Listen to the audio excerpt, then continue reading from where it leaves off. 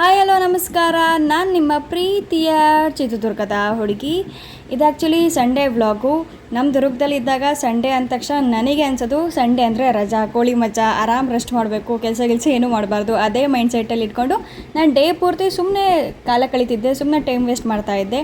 But ಇಲ್ಲಿ ಸಿಕ್ಕಾಪಟ್ಟೆ hectic day ಇದೆ. ಬಿಕಾಸ್ ಕೋಚಿಂಗ್ ಸೇರಿದ್ರೋದ್ರಿಂದ ಬೆಳಿಗ್ಗೆ ಬೇಗ ಹೋಗಬೇಕು, ಇಲ್ಲ ಅಂದರೆ ಫ್ರಂಟಲ್ಲಿ ಸೀಟ್ ಸಿಗೋಲ್ಲ, ಲಾಸ್ಟಿಗೆ ಹೋಗಿ ಕೂತ್ಕೊಬೇಕಾಗುತ್ತೆ. ಕೆಲವೊಂದು ಸಲ ಲಾಸ್ಟಿಗೆ ಹೋಗಿ ಕೂತ್ಕೊಂಡಾಗ ಇಂಟ್ರೆಸ್ಟೇ ಬರೋಲ್ಲ, ಕ್ಲಾಸ್ ಕೇಳೋಕ್ಕೆ ಡಿಸ್ಟರ್ಬೆನ್ಸ್ ಜಾಸ್ತಿ ಇರುತ್ತೆ.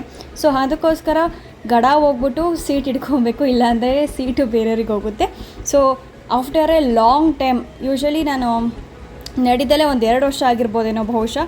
ಸೊ ಫಾಸ್ಟಾಗಿ ನಡ್ಕೊಂಡು ಹೋಗಬೇಕು, ಫಾಸ್ಟಾಗಿ ನಡ್ಕೊಂಬರ್ಬೇಕು.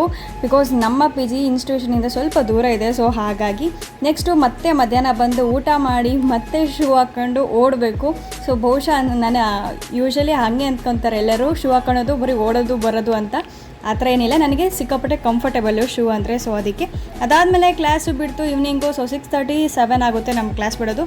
ಸೊ ರೂಮಿಗೆ ಬಂದು ಟೀ ಕುಡಿದು ಇವರೆಲ್ಲರ ಜೊತೆ ಒಂದು ಸ್ವಲ್ಪ ಹೊತ್ತು ಮಾತಾಡಿ ಊಟ ಮಾಡಿ ಮತ್ತೆ ನಮ್ಮ ಪಯಣ ಲೈಬ್ರರಿ ಕಡೆ.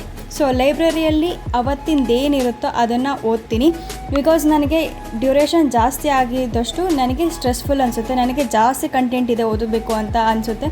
ಸೊ ಕೆಲವೊಂದು ಸಲ ಸಿಕ್ಕಾಪಟ್ಟೆ ಭಯ ಆಗುತ್ತೆ. ಸೊ ಹಾಗಾಗಿ ಅವತ್ತಿಂದೇನಿರುತ್ತೋ ಅಟ್ಲೀಸ್ಟ್ ನಾನು ಪೂರ ಓದಲಿಲ್ಲ ಅಂದರೂ ಪರವಾಗಿಲ್ಲ, ಜಸ್ಟ್ ಒಂದು ಸಲ ಗ್ಲ್ಯಾನ್ಸ್ ಮಾಡ್ತೀನಿ. ಇದರಿಂದ ನನಗೆ ಭಯ ಸ್ವಲ್ಪ ಕಡಿಮೆ ಆಗುತ್ತೆ.